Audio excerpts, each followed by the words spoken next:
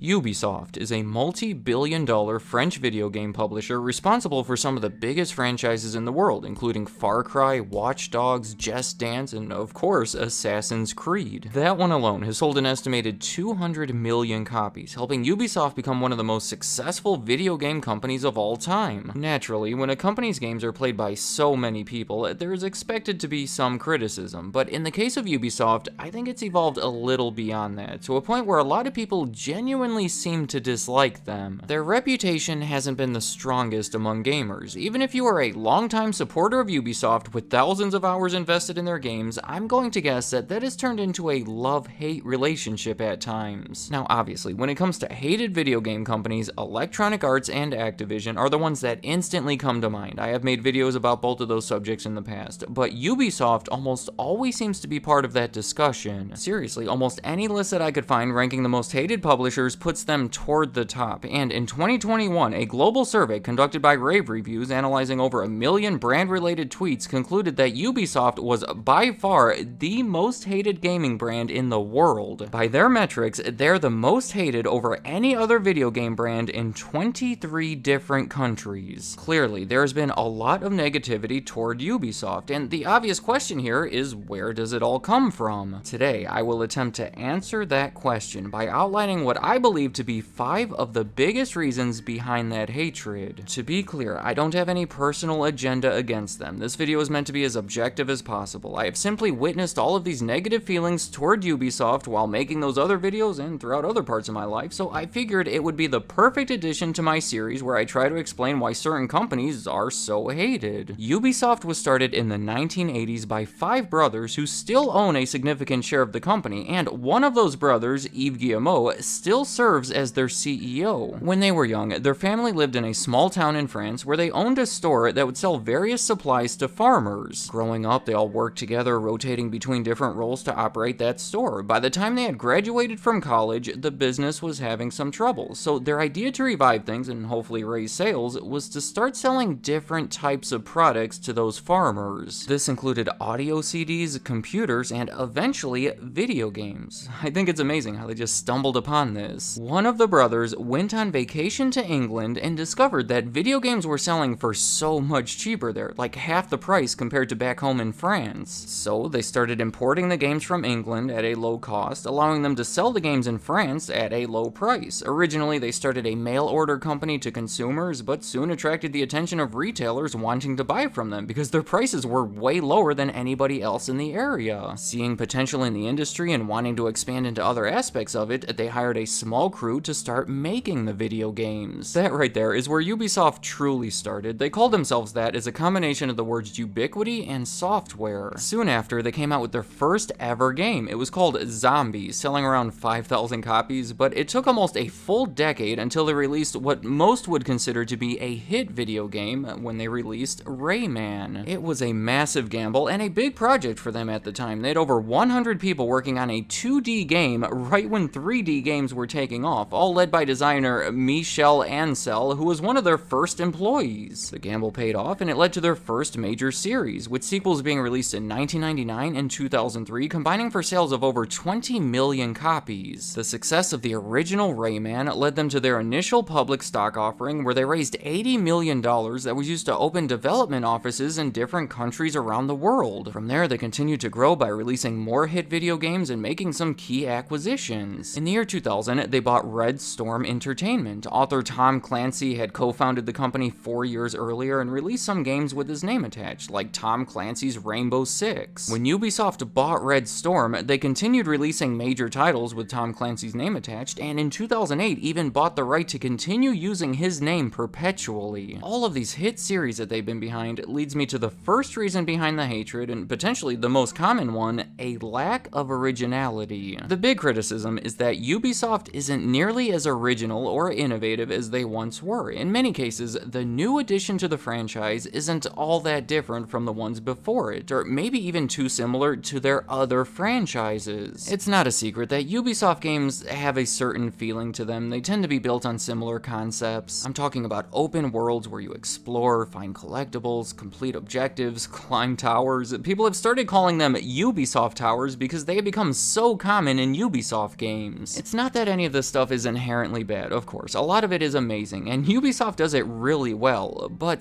they may be overdoing it. Up until 2020, they had an editorial team of 100 people that advised on everything, with only a few select individuals guiding the creative direction of the company, likely leading to similarities among the games. Their CEO has said, "While many of our titles are strongly differentiated, we need to ensure that this is the case for all of them," kind of admitting it has been a problem for them. And maybe you disagree. Maybe you find charm and individuality in every franchise and every addition to it. Let me know if that's the case. It is all up to interpretation and personal opinion. All I'm trying to say here is that repetitiveness and a lack of originality are common criticisms that have made many people dislike Ubisoft. Next up on my list would be under-delivering. There are many potential directions for this, but overall, I'm going to guess that many of you have been let down by Ubisoft in one way or another. This can fall into the previous reason. Maybe you've been let down by one of their new releases being too similar to something else, or maybe the game just wasn't very good. I don't want to start getting into the issues of each individual game, but they haven't all been winners over the years, particularly some of the ones using the Xbox Kinect. Maybe you have been let down by the delay or even cancellation of a game that you were anticipating. That's when the biggest fans get let down the most. In 2022, they canceled 4 games that were in development, then early the following year, they canceled an additional 3 projects. I guess that they were working on too much stuff at once and were unable to follow through with their release schedule. To go along with that, they delayed the release of the game Skull and Bones so many times that it has become somewhat of a joke on the internet. That was part of the reason the company's stock went down 20% in early 2023, so stuff like this has been having a genuine impact on the company. Or maybe you are one of the people that got really excited from watching the trailer for a Ubisoft game and then really disappointed when the game didn't quite live up to those expectations. Yeah, they have a reputation for making awesome trailers that make the game seem so much more incredible than it actually ends up being. These are all different ways that Ubisoft has delivered less to their customers than they were expecting. The next reason on my list would be the treatment of their employees. It's a sensitive issue. Ubisoft employs over 20,000 people, and again, not the best reputation here. In 2020, they were accused of all sorts of misconduct, ranging from hostile environments to sexual harassment. Later in that year, an employee survey revealed that 25% of respondents had either witnessed or experienced workplace misconduct within the past 2 years, and that 20% of them didn't feel fully respected or safe in the work environment. All of this led to the resignation of many key figures within the company, including their chief creative officer, the head of their Canadian studios, and the global head of human resources. Investigations showed that complaints had been dismissed by their HR department going back many years. Also, the creative director of Assassin's Creed was fired for allegedly abusing his position of power. There have been multiple lawsuits connected to this, and in 2023, 15% of Ubisoft Paris went on strike, demanding better pay and hours. It was short-lived and only involved 40 people, but it marked the first labor stoppage in the company's history. I should say that they have made various changes to improve conditions, including a platform to anonymously report issues, but employee groups and unions have repeatedly criticized that those changes have been slow and ineffective. Those are just some of the highlights in a very brief overview of the situation. My goal here is simply to convey that there have been widely reported issues concerning their workplace environment and treatment of their employees, and that has caused members of the public to dislike Ubisoft. Alright, going back to video games, another reason behind their hatred would be their history of aggressive digital rights management. Digital rights management is essentially a way for the company to ensure that you legitimately bought the game instead of pirating it. It's controversial. Their Uplay system became somewhat infamous because before 2012, they had a thing that required the game that you were playing to regularly communicate with their servers, meaning that if anything happened to your internet connection or their servers, you would lose your progress and could not continue playing the game. If you had spotty internet or a weak connection somehow, you probably didn't even want to bother trying to play one of these Ubisoft games. Sometimes it was even out of your control, like in 2010 when the servers for Assassin's Creed 2 on PC were attacked, and I guess about 5% of players were unable to play it for a while. Or in 2012, while Ubisoft was moving their servers, many of their games could not be played. That is disappointing, right? You bought the game, you want to be able to play it offline if you choose to. If nothing else, you don't want to have to constantly prove to them that you didn't steal it. Because the practices were so widely disliked and seemingly ineffective anyway, they did change the system in 2012, where you only needed to activate it when you first got the game, and then you could play it offline all you wanted. But to this day, I'm sure there are many people watching this that still get annoyed when I mention Ubisoft's digital rights management. The final reason on my list, it has to be microtransactions. You buy the game for, what, $60, $70, and then on top of that, there's a bunch of stuff that you can buy within the game. Of course, it's hard to escape microtransactions from any of the major publishers, but Ubisoft is no exception. Maybe the most notable example of it being an issue is with Assassin's Creed Odyssey. Many people felt that it took too long to progress through the game. You had to grind to accumulate HP, and that took away from the overall experience. But for about $10, you could buy a 50%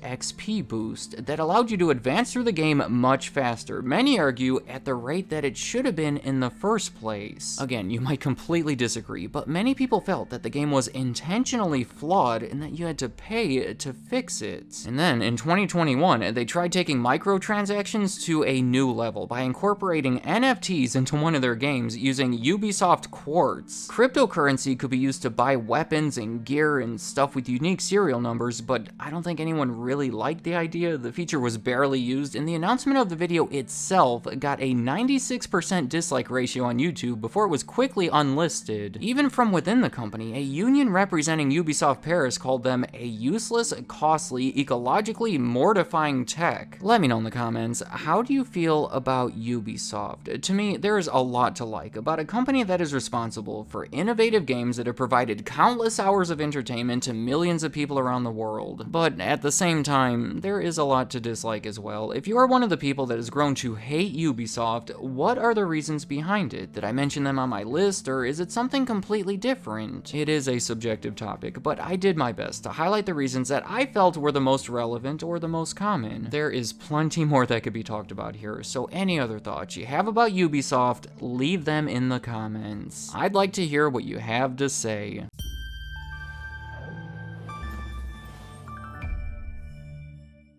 Thank you for watching.